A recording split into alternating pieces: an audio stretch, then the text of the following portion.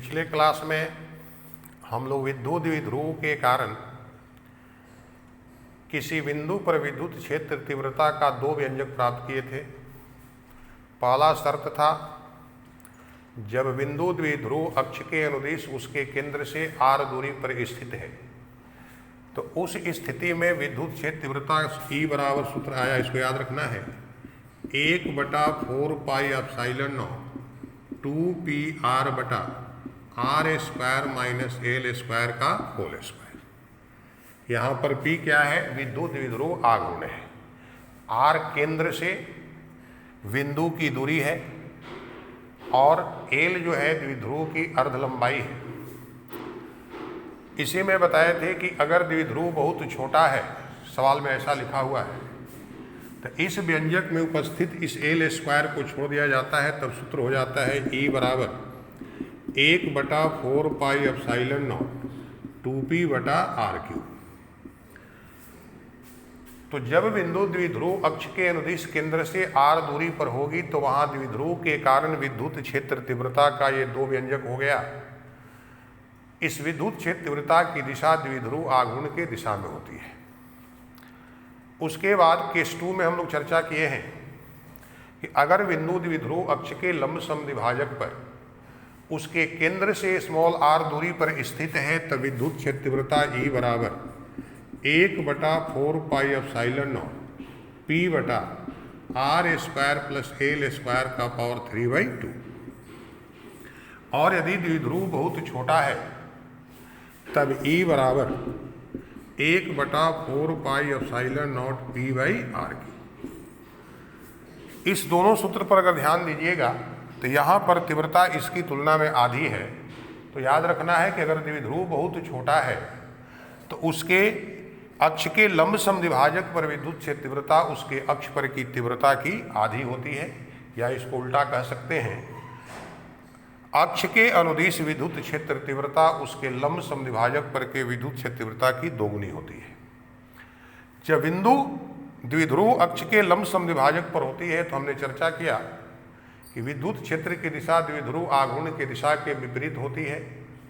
अतः विद्युत क्षेत्र तीव्रता की दिशा जब बिंदु द्विध्रुव के अक्ष पर है तो द्विध्रुव आघूर्ण की दिशा में, और जब द्विध्रुव अक्ष के लंब समद्विभाजक पर है तो द्विध्रुव अक्ष के दिशा के विपरीत। अब इस क्लास में हम लोग व्यंजक निकालेंगे विद्युत द्विध्रुव के कारण विद्युत क्षेत्र तीव्रता का जब बिंदु द्विध्रुव अक्ष के सापेक्ष किसी भी कोण पर स्थित हो। ये केस 3 हो गया। जब बिंदु विद्युत द्विध्रुव अक्ष के सापेक्ष कहीं भी स्थित होती है। ये जनरल केस, थोड़ा ध्यान समझिएगा। मान लो एक छोटा ये द्विध्रुव है AB, यहाँ प्लस Q आवेश, यहाँ माइनस Q, ये केंद्र O है। अब यहाँ पर बिंदु P है जो यहाँ से R दूरी पर है, R दूरी, और अक्ष के साथ यहाँ थीटा कोण बना। इस विद्युत द्विध्रुव का द्विध्रुव आघूर्ण P है। अब हम लोग विद्युत द्विध्रुव के कारण इस बिंदु P पर विद्युत विभव का एक व्यंजक प्राप्त किए थे, V = 1/4 pi epsilon naught P cos θ/r²। अगर इस व्यंजक पर ध्यान दीजिएगा, अगर थीटा को स्थिर रख करके इस r को बदला जाए तब भी विभव बदलेगा, और r को स्थिर रख करके थीटा को बदला जाए तब भी विभव बदलेगा। इस विभव में परिवर्तन के कारण जो विद्युत क्षेत्र तीव्रता होगी यहाँ पर दो प्रकार की होगी, उसकी दो दिशाएं होगी, और उन्हीं दो विद्युत क्षेत्र तीव्रता का मान निकाल करके परिणामी विद्युत क्षेत्र तीव्रता का व्यंजक हम लोग निकालते हैं। अभी यहाँ पर बिंदु P है, मान लो इस बिंदु को हम यहाँ ले लिए P डैश, यहाँ से ये दूरी जो है डी आर है, ये केंद्र से यह भी बिंदु आर दूरी पर है, लेकिन ये कोण हो गया डी थीटा। तो ध्यान दीजिए, अगर हम लोग लेते हैं त्रिभुज पी ओ पी डैश, त्रिभुज पी ओ पी डैश, तो d theta is equal to d r by r, तो डी आर बराबर आर डी थीटा। आपको एक संबंध बताए थे विद्युत क्षेत्र तीव्रता और विद्युत विभव के बीच, E बराबर सूत्र होता है minus d v by D r. यहां पर भी विभव है, आर दूरी है, तो इस विभव के व्यंजक में चूंकि दो पद है, एक थीटा भी है और एक आर भी है, तो अगर थीटा को नियत रखते हुए आर को बदला जाए तो विद्युत क्षेत्र तीव्रता का एक मान प्राप्त होगा। इसको कहा जाता है त्रैज्य विद्युत क्षेत्र तीव्रता, और यह सूत्र ई आर बराबर होगा minus d v by D r, इस व्यंजक से। दूसरा, जब आर को स्थिर करेंगे और थीटा परिवर्तित होगा तो उसके कारण इधर विद्युत क्षेत्र तीव्रता होगी, इसको विद्युत क्षेत्र तीव्रता का अनुप्रस्थ घटक या अनुप्रस्थ विद्युत क्षेत्र तीव्रता। तो ई थीटा बराबर minus d v by d theta, तो डी थीटा के जगह पर क्या लिख सकते हैं, आर डी थीटा। तो एक विद्युत क्षेत्र तीव्रता हो गई ई आर, दूसरा हो गई ई थीटा। इस दोनों का जब हम लोग मान निकाल लेंगे तो इन दोनों के बीच का कोण जो है 90 डिग्री, तब परिणामी विद्युत क्षेत्र तीव्रता का व्यंजक प्राप्त हो जाएगा। तो देखिए, ई आर बराबर सूत्र है minus D by D R, अब भी के जगह पर 1/4 pi epsilon naught P cos theta by are square. अब minus 1/4 pi epsilon naught P cos theta D by D R of, तो 1/r स्क्वायर को r के पावर -2 लिख सकते हैं। अब आप सूत्र मैथ में भी पढ़े होंगे, हम लोग भी बताए हैं कि अगर r टू द पावर -2 है तो इसका अवकलन क्या होगा। तो नियम है कि यह पावर गुणा में आता है और पावर में से एक घटता है। सूत्र होता है कि अगर y equal to x to the power n है तो dy by d x equal to n into x का पावर n-1, इसी सूत्र का यहाँ उपयोग करेंगे। तो -1/4 pi epsilon naught P cos theta -2 r to the power -2 -1, ये माइनस माइनस प्लस हो जाएगा। तो 1/4 pi epsilon naught 2p cos theta, और ये r टू द पावर क्या हो जाएगा 3। तो विद्युत क्षेत्र तीव्रता का जो त्रैज्य घटक है, यानी त्रैज्य विद्युत क्षेत्र तीव्रता ई आर बराबर सूत्र क्या मिल गया, 1/4 pi epsilon naught 2p cos theta by r cube. अब इसी प्रकार से विद्युत क्षेत्र तीव्रता का अनुप्रस्थ घटक ई थीटा बराबर -1/r D by d theta, भी का मान 1/4 pi epsilon naught P cos theta by are square. अब देखो, ये तो अपने जगह पर 1/4 pi epsilon naught p by r की, अवकलन केवल होगा कॉस थीटा का। तो कॉस थीटा का अवकलन होता है minus sine theta, minus sine theta. ये बराबर क्या हो गया, ये माइनस इंटू माइनस प्लस, तो 1/4 pi epsilon naught P sign theta बटा, यहाँ पर सॉरी आर स्क्वायर है, तो ये आर क्यू हो गया।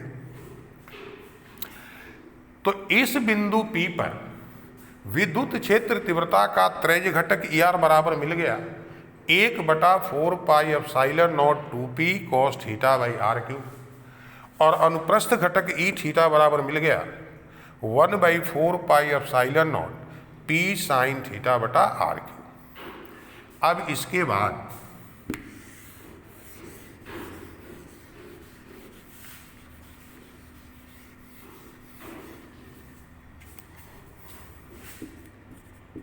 विद्युत द्विध्रुव के कारण बिंदु P पर विद्युत क्षेत्र तीव्रता E बराबर √ ER square plus E theta square. कहिए कैसे? तो सूत्र होता है E1 square plus E2 square plus 2E1 E2 cos theta. तो यहाँ पर दोनों के बीच का कोण थीटा 90 डिग्री है, इसलिए कॉस थीटा वाला पद क्या हो गया? समाप्त हो गया। अब यहाँ पर इस ER और E थीटा का मान रख देंगे, तो 1/4 pi epsilon naught 2p cos theta बटा r3, इसका स्क्वायर हो गया 1/4 पाई एप्सिलॉन नॉट r3 का स्क्वायर। अब ध्यान दीजिए 1/4 पाई एप्सिलॉन नॉट दोनों में, यहाँ p भी दोनों में है और r3 भी दोनों में है, कॉमन होके रूट से बाहर आएगा, तो 1/4 pi epsilon not p/r3, root में क्या बचेगा? तो यहाँ बच गया 2 कॉस थीटा, इसका स्क्वायर क्या होगा? 4 कॉस स्क्वायर थीटा, उसको हम लिख देंगे 3 cos square theta plus cos square theta. यहाँ पर क्या बच गया? Sine square theta. आप जानते हैं cos square theta plus sine square theta बराबर क्या होता है? 1। तो व्यंजक क्या मिल गया? E बराबर 1/4 pi epsilon not p/r3 3 cos square theta plus 1। तो अगर बिंदु विद्युत द्विध्रुव अक्ष से थीटा कोण पर केंद्र से r दूरी पर स्थित है, तो वहां विद्युत क्षेत्र तीव्रता का व्यंजक E बराबर प्राप्त हो गया 1/4 pi epsilon not p/r3 √3 cos square theta plus 1। अब यह जो विद्युत क्षेत्र तीव्रता E हो गई, इसकी दिशा कहीं ना कहीं इधर होगी। अब इस E की दिशा निकालने के लिए अब मान लिया कि यह जो है इसके साथ कोण क्या बना रहा है? थीटा तो है यहाँ पर, इसको अल्फा मान लिया, तो tan अल्फा बराबर, नियम बताए हैं अगर कोण ER के साथ मान रहे हैं तो पहले क्या लीजिएगा? E थीटा साइन, तो दोनों के बीच का कोण 90 डिग्री बटा ER plus E theta cos 90 degree. तो कॉस 90 डिग्री तो शून्य हो गया, साइन 90 1, तो E थीटा/ER। अब E थीटा का मान क्या आया था? 1/4 pi epsilon p sine theta बटा r3, और इसका 1/4 पाई एप्सिलॉन 2p कॉस थीटा/r3, ये कैंसिल हो जाएगा। तो tan अल्फा बराबर 1/2 tan थीटा, तो अल्फा बराबर tan इनवर्स 1/2। यह कोण निकल गया कि यह जो विद्युत क्षेत्र तीव्रता है E, इस त्रैज्य घटक के साथ कितना कोण बना रही है? अल्फा कोण बना रही है। लेकिन अगर कहीं सवाल में पूछ दे, जैसे पिछले दोनों केस में परिणामी विद्युत क्षेत्र की दिशा हम लोग द्विध्रुव अक्ष के सापेक्ष निकाले, तो अगर इसको हम लोग बढ़ाते हैं पीछे की ओर, ये अक्ष है, मान लो इसके साथ ही कोण फाई बन गया, ये अगर अल्फा है तो ये भी कोण क्या हो जाएगा? अल्फा। तो यह कोण फाई, ये बहिष्य कोण है, ये हो जाएगा थीटा प्लस अल्फा। अब थीटा तो पहले से ज्ञात है और अल्फा का मान कितना आ गया? tan inverse 1/2 tan theta.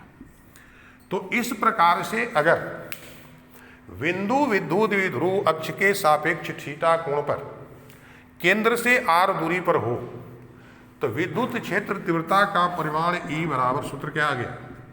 1/4 pi epsilon not p/r3 √3 cos square theta plus 1।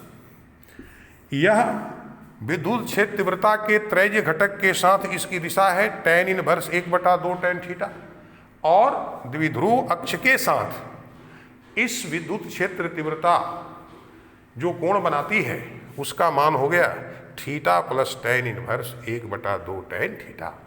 तो हम लोग विद्युत द्विध्रुव के कारण किसी बिंदु पर विद्युत विभव का भी व्यंजक प्राप्त कर लिए और विद्युत क्षेत्र तीव्रता का भी व्यंजक प्राप्त कर लिए। तो दीर्घ उत्तरीय प्रश्न में कई बार पूछा गया है कि विद्युत द्विध्रुव के कारण किसी बिंदु पर विद्युत विभव का व्यंजक प्राप्त करें या विद्युत क्षेत्र तीव्रता का व्यंजक प्राप्त करें। केवल यही बात लिखा हुआ है तो यह तीसरा केस, लेकिन अगर शर्त जोड़ा है कि बिंदु द्विध्रुव अक्ष के अनुदिश है तो जो पहला केस बताए। अगर जोड़ा रहे कि नहीं बिंदु द्विध्रुव अक्ष के लंब समद्विभाजक पर है, उसी को अक्षीय स्थिति में है या निरक्षीय स्थिति में कहा जाए, तो जैसा प्रश्न होगा वैसा आप जवाब देंगे। सूत्र न्यूमेरिकल के लिए ये याद सब रखना है। अब इसके बाद यहाँ से टॉपिक चेंज होगा। अब हम लोग चर्चा करेंगे विद्युत क्षेत्र रेखाएं, इलेक्ट्रिक फील्ड लाइन्स। कुछ किताब में इसको विद्युत बल रेखाएं भी लिखा हुआ है, लेकिन बल शब्द आने से यहाँ कन्फ्यूजन होता है, इसलिए हमेशा आप याद रखिएगा। अगर संयोग से कहीं कोई पूछ दे विद्युत बल रेखाएं, तब भी आपको यही समझना है विद्युत क्षेत्र रेखाएं। वास्तव में विद्युत क्षेत्र रेखाएं है क्या? तो देखो, हर आवेश का अपना एक क्षेत्र होता है। तो किसी भी विद्युत क्षेत्र में अगर एकांक धन आवेश को स्वतंत्र रूप से छोड़ दिया जाए तो उस विद्युत क्षेत्र के कारण उस पर बल लगेगा और वह बल की दिशा में गति प्रारंभ करेगा। उस एकांक धन आवेश के द्वारा जो पथ प्राप्त होता है उसके अनुदिश जिस रेखा की हम लोग कल्पना करते हैं उसी रेखा को नाम दिया गया विद्युत क्षेत्र रेखाएं। तो कैसे इसको परिभाषा में आप संबंधित कीजिएगा? तो विद्युत क्षेत्र रेखाएं विद्युत क्षेत्र में स्वतंत्र रूप से रखे गए एकांक धन आवेश द्वारा प्राप्त पथ के अनुदिश खींची गई रेखाएं होती है। क्या होती है? तो विद्युत क्षेत्र में स्वतंत्र रूप से रखे गए एकांक धन आवेश द्वारा प्राप्त पथ के अनुदिश खींची गई रेखाओं को विद्युत क्षेत्र रेखाएं कहा जाता है। इसको आप लिख सकते हैं विद्युत क्षेत्र में स्वतंत्र रूप से रखे गए एकांक धन आवेश द्वारा प्राप्त पथ के अनुदिश खींची गई रेखाओं को विद्युत क्षेत्र रेखाएं कहा जाता है। विद्युत क्षेत्र में स्वतंत्र रूप से रखे गए एकांक धन आवेश द्वारा प्राप्त पथ के अनुदिश खींची गई रेखाओं को विद्युत क्षेत्र रेखाएं कहा जाता है। अब इस विद्युत क्षेत्र रेखाओं के कुछ गुण हैं जिसकी चर्चा होगी।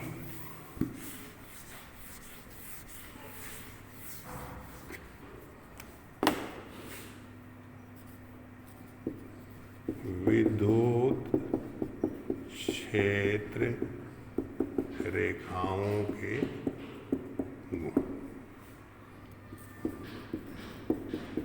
Properties of electric field lines. तो हम लोग अभी परिभाषा में क्या लिखे कि विद्युत क्षेत्र रेखाएं, तो विद्युत क्षेत्र में स्वतंत्र रूप से रखे गए एकांक धन आवेश द्वारा प्राप्त पथ के अनुदिश खींची गई रेखाओं को विद्युत क्षेत्र रेखाएं कहा जाता है। इसी परिभाषा के अनुसार इसके गुणों की चर्चा की गई है। मान लो यहां पर कोई धन आवेशित वस्तु है, तो यहां पर एकांक धन आवेश को रखिएगा तो ये वस्तु क्या करेगी? इसको प्रतिकर्षित करेगी। तो ये प्रतिकर्षण का हमने इसको एरो से दिखा दिया। अगर इसको यहां रखते हैं तो इधर प्रतिकर्षण, यहां रखते हैं तो इधर प्रतिकर्षण, यहां रखते हैं तो इधर प्रतिकर्षण। और यही अगर मान लो नेगेटिव साइन है तो यहां पर अगर आप एकांक धन आवेश को रखते हैं तो ये अपनी ओर क्या करेगा? आकर्षित करेगा। इस प्रकार से तो यहां से आपको क्या निष्कर्ष निकल रहा है कि विद्युत क्षेत्र रेखाएं धन आवेशित वस्तु के पृष्ठ के लंबवत उसके पृष्ठ से बाहर निकलती है और ऋण आवेशित वस्तु के पृष्ठ के लंबवत उसमें प्रवेश करती है। तो पहला गुण तो यही हो जाता है कि विद्युत क्षेत्र रेखाएं धन आवेशित वस्तु के पृष्ठ के लंबवत उससे बाहर निकलती है और ऋण आवेशित वस्तु के पृष्ठ के लंबवत उसके अंदर प्रवेश करती है। इस गुण के अनुसार अलग अलग कंडीशन जो है दर्शाया जाता है। जैसे केवल अगर धन आवेशित वस्तु है तो ये विद्युत क्षेत्र रेखाओं का निरूपण इस प्रकार से होगा। अगर केवल ऋण आवेशित वस्तु है तब तो इसमें विद्युत क्षेत्र रेखाओं को प्रवेश करते हुए दिखाया जाएगा। अगर एक प्लस और एक माइनस जैसे विद्युत द्विध्रुव है तो यहां पर क्या होगा? धन आवेश यहां पर रखे गए एकांक धन आवेश को प्रतिकर्षित करेगा और ऋण आवेश अपने में क्या करेगा? आकर्षित करेगा। तो यहां पर विद्युत क्षेत्र रेखाओं को धन आवेशित वस्तु से निकलते हुए और ऋण आवेशित वस्तु में प्रवेश करते हुए दिखाया जाता है इस प्रकार से।